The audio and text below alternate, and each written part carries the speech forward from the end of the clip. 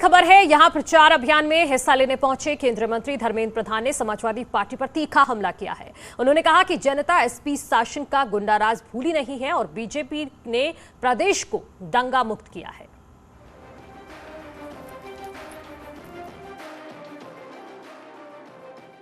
Sir, क्या लगता है इस बार सपा कितनी चुनौती पेश कर रही है? रालोद गठबंधन है, उसका तो क्या स्थिति लगती है? देखो, हमने कोई भी चुनाव को हल्के में कभी भी लेता नहीं। भारतीय जनता पार्टी, हमने पिछले 5 साल में प्रदेश की जनता की सेवा किया है, प्रदेश की कानून व्यवस्था को सुधारा है, गुंडे आज जेल में है, समाज में एक दंगा रहित निर्भय समाज हम लोगों ने जिम्मेवारी लिया था।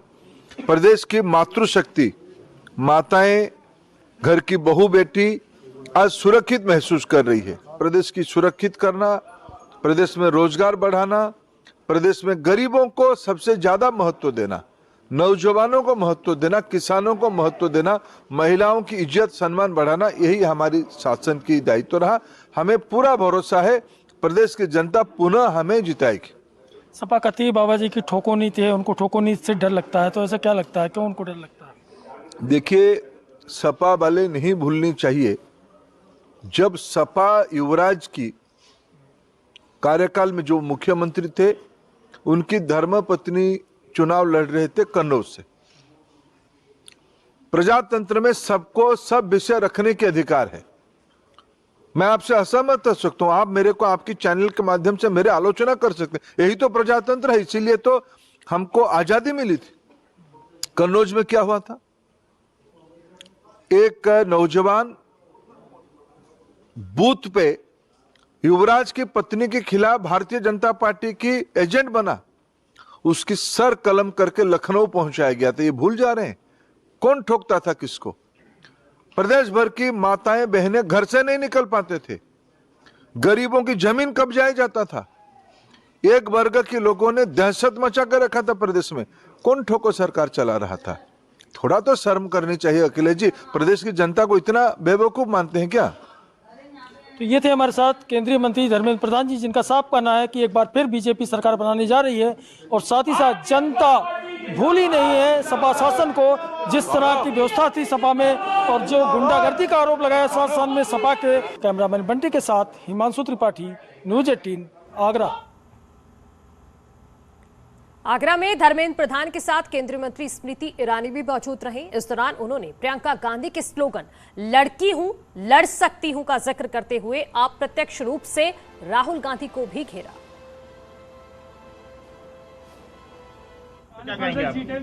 क्योंकि वो संकेत दे रहे हैं कि घर पे लड़का है जो लड़ नहीं सकता है, क्योंकि वो संकेत दे रहे हैं कि घर पे लड़का है जो लड़ नहीं सकता है, क्योंकि वो संकेत दे रहे हैं कि घर पे लड़का है जो लड़ नहीं सकता है।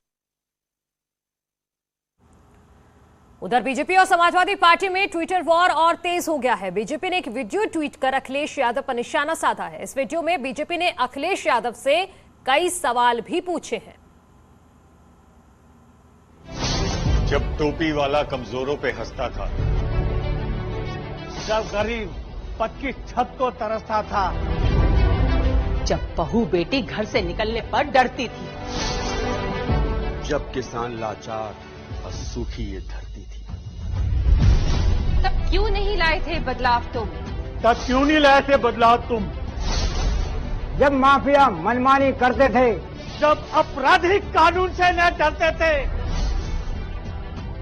जब आस्थाओं का अपमान होता था, हर नौजवान अपना अधिकार खोता था, तब क्यों नहीं लाए थे बदलाव तुम? तब क्यों नहीं लाए थे बदलाव तुम? क्योंकि ना नीयत थी ना इरादा था। अपने गुंडों और परिवार का ख्याल तुम्हें ज्यादा। बदलाव तो आया था 17 में, जब यूपी था खतरे में।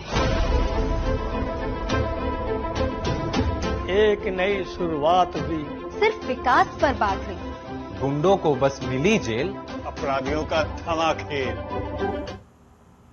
डिप्टी सीएम केशव प्रसाद मौर्य ने अखिलेश यादव पर निशाना साधा है। ट्विटर पर उन्होंने लिखा है कि टोपी और पोटली 10 मार्च को होगी जेब में। अखिलेश यादव जाएंगे घूमने विदेश में। अखिलेश यादव जी बताइए, 2017 से 2022 में कितने दिन रहे विदेश में, कितने दिन देश में, कोरोना पीड़ितों की सेवा में लगाए कितने दिन, जनता सब रही है कि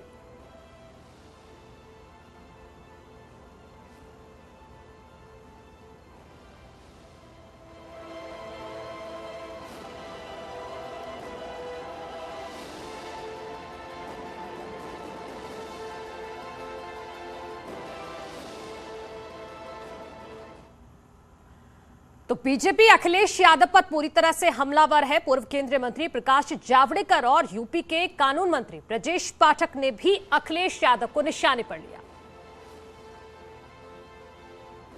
अकल के लिए भी अकल चाहिए। अब दिक्कत इनकी ये हो गई है कि ये नकल तो करते हैं, अकल नहीं रखते। अकल के ऊपर उन्होंने लाल टोपी लगा ली है, तो पहले उसको थोड़ा खुली हवा दें तो अकल आ जाएगी और उनको समझ में आ जाएगा कि ग्राउंड रियलिटी क्या है। ग्राउंड रियलिटी आज समाजवादी पार्टी हो या और जो पार्टियां वहाँ किस्मत आजमा रही हैं उनके खिलाफ है और भारतीय जनता पार्टी के पक्ष में है। स्थापित हो गया है और सपा गुंडों को आगे बढ़ाने का काम कर रही है। प्रियंका गांधी का एक आरोप है कि युवाओं के लिए जो घोषणा पत्र बना रही है उसको चल कांग्रेस पार्टी का यहाँ कोई मतलब नहीं है। उनको जो करना है अपने स्टेट में जा करके दिखाएं, तब पता चलेगा कि क्या स्थिति है। ठीक है, आगे बढ़ते हैं। अयोध्या के संतों ने मुनव्वर राणा के बयान पर तीखी प्रतिक्रिया दी है। संतों ने कहा है आज से ही मुनव्वर राणा को तैयारी शुरू कर देनी चाहिए। इनका दावा है कि चुनाव में बीजेपी को बहुमत मिलेगा और सीएम योगी ही सीएम होंगे। संतों ने आरोप लगाया है कि मुनव्वर राणा जैसे लोग मुसलमानों को बरगलाने की कोशिश कर रहे हैं, लेकिन मुसलमान अब जागरूक हो चुका है।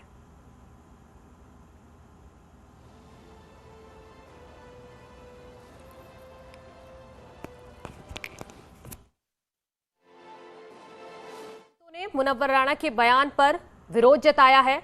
उन्होंने कहा है कि मुनव्वर राणा को अभी से तैयारी अपनी शुरू कर देनी चाहिए, क्योंकि संतों का दावा है कि चुनाव में बीजेपी को ही बहुमत मिलेगा और सीएम भी योगी ही होंगे। संतों ने यह भी आरोप लगाया मुनव्वर राणा पर कि वो मुसलमानों को बरगला रहे हैं। मुनव्वर राणा भी जिस प्रकार से अपने भाई की जमीन संपत्ति को हड़पने का काम कर रहा था, उसके नाते लगातार पुलिस उनके यहाँ दबिश देने का काम, पुलिस कुछ न कुछ बात कहने के लिए उनको थाने बुलाती थी, तो उनको अब शुद्ध रूप से वो मुसलमानों को बरगलाने का काम कर रहे हैं, जबकि मुसलमान भी मुनव्वर राणा का कहने में नहीं है, क्योंकि उत्तर प्रदेश का मुसलमान जागरूक हो चुका है। से छोड़ देना चाहिए अगर उनकी ये प्रतिज्ञा है तो, क्योंकि माननीय योगी आदित्यनाथ जी का मुख्यमंत्री बनना तय है। जनता का जो रुझान है वो भारतीय जनता पार्टी की ओर है और इस तरह से जो लोग कयास लगा रहे हैं ये गलत है। लोगों का ये सोचना जो है फिर से बीजेपी पूर्ण बहुमत में आ रही है और योगी जी फिर से सीएम बनेंगे और मुनव्वर राणा हो चाहे कोई भी हो, गलत फहमी न पाले लोग। और यहाँ रुक रहे एक छोटे से ब्रेक के लिए, जल्द लौट रहे हैं, आप कहीं मत जाइए।